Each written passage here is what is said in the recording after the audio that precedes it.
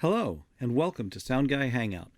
Today we're going to talk a little bit more in the box, digital audio workstations. Well, specifically, I want to talk about Cakewalk. Cakewalk has a couple of versions, or had a couple of versions. You'll see here behind me, you'll see Sonar Platinum. This is the version that I've used for many, many years. I've purchased Cakewalk through the years. And recently, it's been acquired by Cakewalk by BandLab. As a matter of fact, we're going to take a look here. Cakewalk by BandLab. Cakewalk by BandLab. It's apparently available free. I don't know how they can do that, but the digital audio workstation, the first ever 64-bit one that was available, is available for free now. Download 30 years of pursuit of innovation. Cakewalk by BandLab, new standard for modern recording. So whatever. BandLab, they're great people. It's a great community. I recommend you pull it down and try it out. There's a lot of capability here. All right, listen, you see me. Thanks for tuning in. Make sure you subscribe and click the little bell so you get notified of updates. For now, I'm going to sort of just move my... There you go. Let's just sort of move me out of the way there so we can get started. Okay, let me get rid of this browser here, and you'll see I have Cakewalk by BandLab. So what are we going to talk about today? First of all, the Cakewalk product has a lot of features to it, and we're not going to go into everything. There are a lot of videos that have been recorded by other people using this DAW and other DAWs that teach you a lot about recording technique, mixing technique, mastering, and I recommend that you subscribe to them and that you learn from them and learn from their channel. Today we're just going to hang out and we're going to talk about a couple of things to get started. So Cakewalk, I'm going to do a file open, and I'm going to open a project. Now, here's the scenario. Let me just sort of mention, this was recorded with Cakewalk by BandLab in the field on a laptop. I'm going to open it, and this is the file just that we recorded. This is the interface that they saw. I just opened the CWP. I have the WAV files and the CWP files. As a matter of fact, let's see, I had a file browser open. Let me just get to that real quickly. If I just navigate here real quickly, I have a media production drive, and where it is doesn't really matter. We can probably cut this part out, but here is the project. So if I go to files that I got from a friend of mine named Don, here you can see these CWP files, and there are multiple project files. And then you'll see the audio folder, and that's where the audio files are stored. Now, I'm zooming down here a little bit because I want to show these files. These are the original files here that were recorded in the field. These are the WAV files. They're all the same size. And that's the full set, hour and a half or two that we recorded, 32 tracks wide. The editor, the Cakewalk editor, is non-destructive. So when you make edits and you adjust things, it's not actually changing the masters. What it's doing is storing your edits, and it's keeping track of what you do in this CWP file, which is why these are different sizes. Here you can see there's a 408, 422, 442, 391.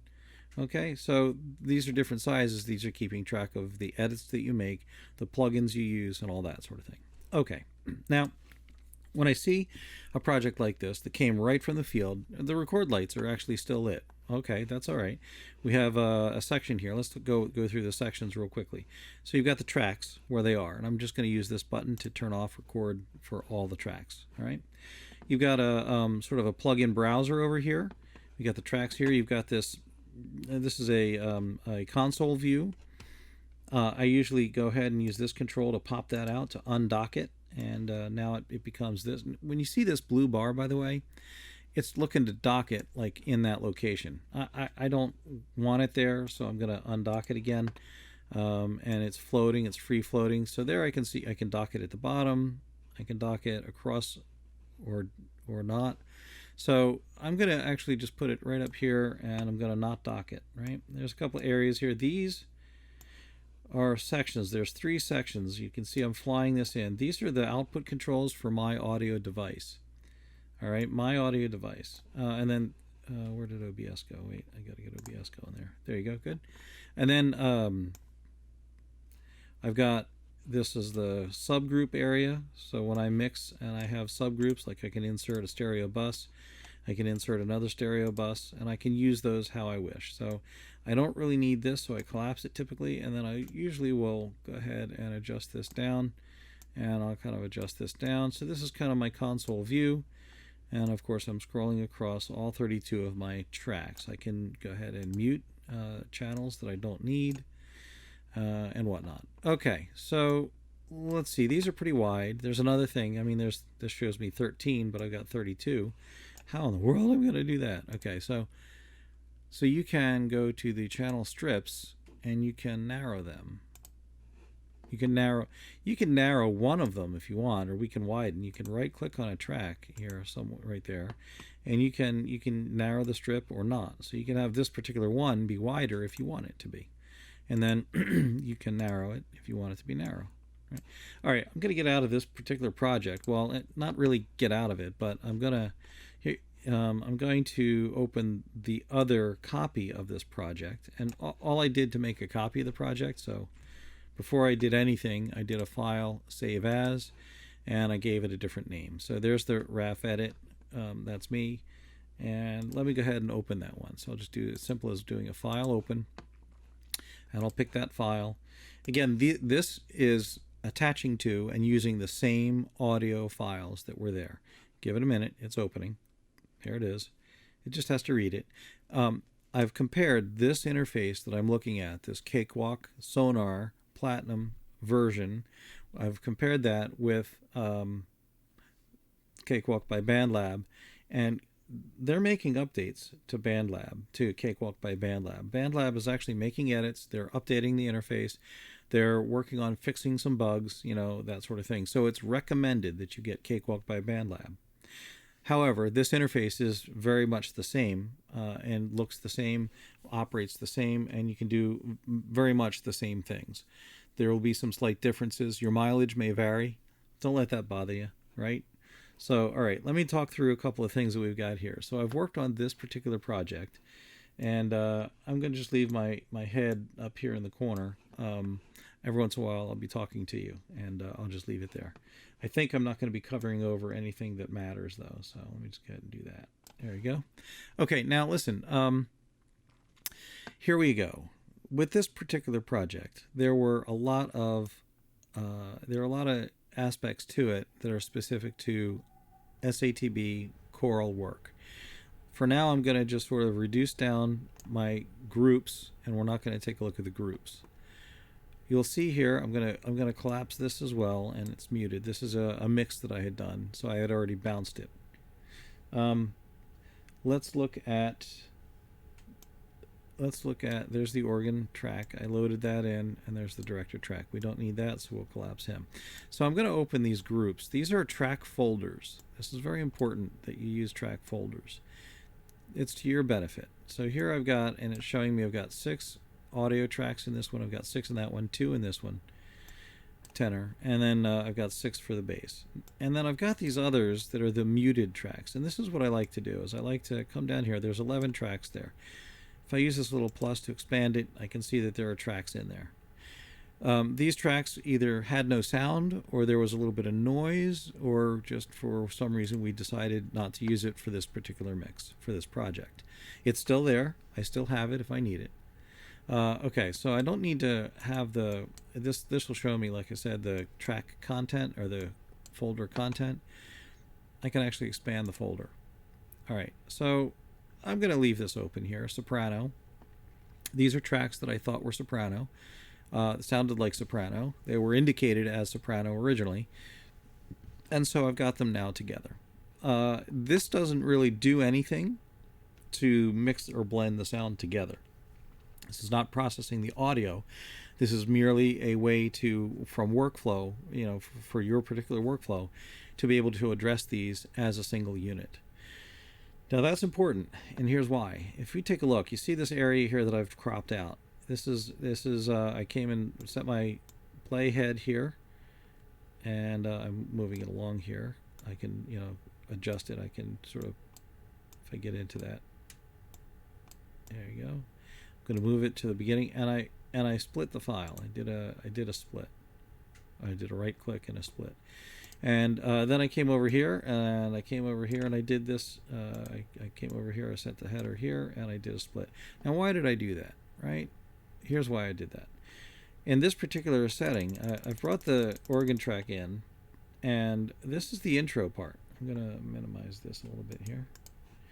I had to bring in the track and had to align it up with their first words after the intro. Right, so there's a lot of noise that happens up in this area. So when I have this noise, this handling noise, mic handling noise, or page turning or anything like that, what I'll do is I just deleted it, right? And it's not there, so it's digital black. It's quiet, completely quiet. All right, that's fine. And then let's say, for instance, though, like I said, it's non-destructive. Let's say that I missed something here. Well, you know what you can do is, like, I missed maybe a director comment or something. You know, I can bring that back just by changing the boundary here. I can undo that by hitting Control Z, or I could do, there's an undo. It's Edit, Undo Crop Clip. All right, so I could adjust inside of this, you know, this folder. I could adjust these, you know, these voices, you know, to start or stop or to crop, or, you know, I can move them and all that sort of thing. And that's all well and good. But here, Control Z. Let me just get rid of that. But here's the deal. If I come up here to the track folder, I can make a change to all of them at the same time. That way they stay in alignment, right? Or I can actually move in time. So I didn't crop, I just actually moved that in time. Now that means it's not in alignment with the alto, tenor, and bass. So I'm going to undo that because I don't want to do that, right? Okay, so a track folder, and then I can collapse it down, and I can work with what I'm looking at. Let's say for instance I'm working on a bass. I'm going to select the channel here, and I'm going to make that a little bit bigger, right? I want to go look at the waveform for that. I'm going to scroll aside here. Now this is the signal, and this is not uncommon to have just a wee itsy bitsy little signal.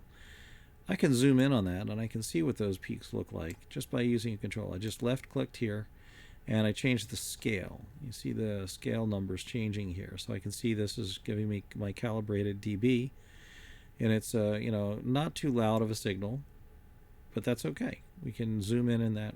We can see the alignment. I can go and I could zoom in a little bit on our x-axis, our time axis, and I can set that right to the beginning of that word probably. There's another couple of words, or that phrase. This is probably a series of words. All right, here, let's do this. I'm going to solo that, and let's see what that is. I'm going to hit play.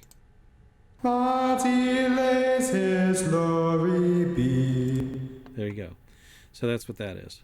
Now you heard some reverb there as well. All right, I'm going to talk about some other things here.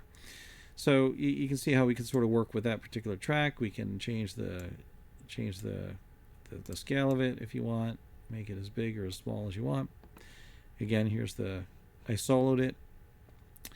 Let's go to my master section here. I'm going to pull that up, and you can see I've got a master, I've got a vocal master, I've got soprano, alto, tenor, and bass, stereo buses, and I've got a vocal effects bus. It's actually easier for me to work with when I'm working with this to get console view. I'm going to undock it like we just did a moment ago, and there it is, right? So let me just sort of pull that in, and we'll look at that. Soprano is a little wide. I'm going to go ahead and narrow that. All right. So here's what I've got these. So you see all the tracks, right? They're expanded now. They're not in their track folders. In this view, they're being organized in their folders, and you can see soprano, alto, tenor, bass. I can expand them. Over in this view, they're not in their folders, but they are arranged so that they are all the sopranos together, all the altos together, all the tenors together, and the basses together, right? So here's what they are. This is the output section. If I look at this is the input, and we don't need to worry about an input right now because we're not recording anything. Here's the output, right? And the output is going to go, instead of going right to master, or instead of going right out my stereo left-right bus or whatever, I can go to the sub bus, and that's what it does. So here's the soprano voices. All of these are going to soprano. And here they are. So if I were to play this, I'm going to hit... Wow, that was loud. Well, it's a different day. That was really loud when I got to that portion where I was going to play and solo the soprano section. So I took a sort of break here, and I've come back to it. You'll notice I'm wearing a different color shirt even. So finally getting back around to finishing this recording, I just want to continue showing you the routing. So let's go ahead and take a play and listen to that solo here. So here you go. We're going to go to the soprano channel, and here's what they sound like. Now you'll hear the reverb as well. Here it comes. Hang on. There they are.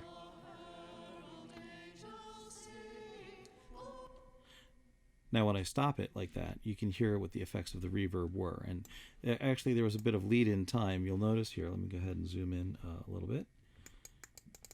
I'm going to go ahead and put my cursor here right where they're singing. Okay. The reason you didn't hear them when we started was, of course, I had removed that part, just to review that piece again. Okay, so here we go.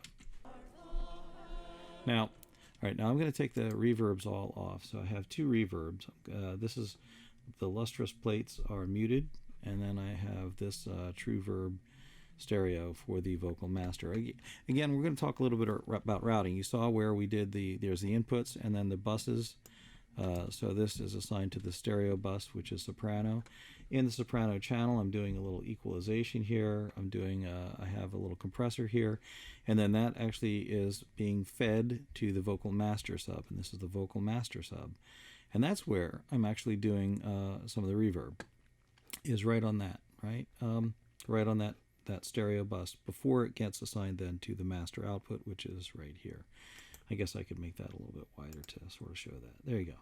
Now this vocal effects, this is a different thing, and I'm doing a couple of things there too. So not only am I sending each of these things to the vocal master, here you can see that, right? So there's soprano, alto, tenor, and bass are the same, and then they're going to the master. And I'm doing some true verb, some reverb, but the plate is a different thing. I'm doing here, I'm doing a plate, and I'm also doing some equalization.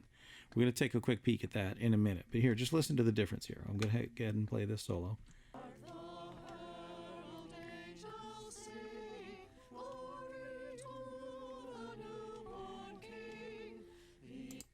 Now, I hear a guy's voice there. I don't know why. Doesn't sound like he's singing solo, so I'm not sure what that's all about. I mean soprano.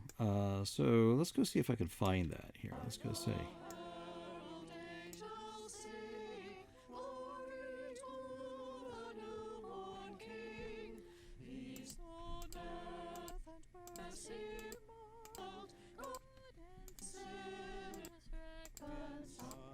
There he is.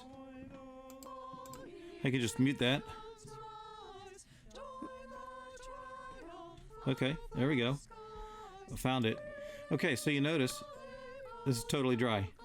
All right, I'm going to unmute the vocal effects plate. Let's take a listen to that. Wait a minute. Oh, because I have to solo that also. Haha. So if you're going to listen to it, you have to solo it. If I solo this, it's just this. It's not anything else.